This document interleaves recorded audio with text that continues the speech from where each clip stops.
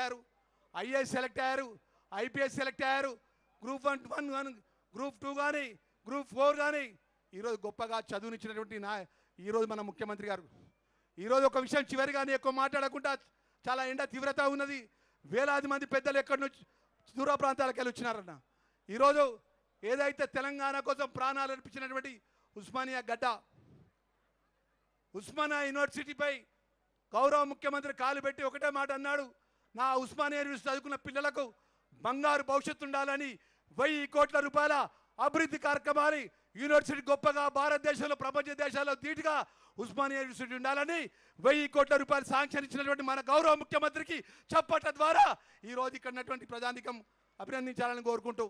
మరి ఇక్కడ ఉన్నటువంటి పెద్దలందరికీ కూడా మనవి చేసుకుంటున్నా, మన రాజ్యాంగ నిర్మాత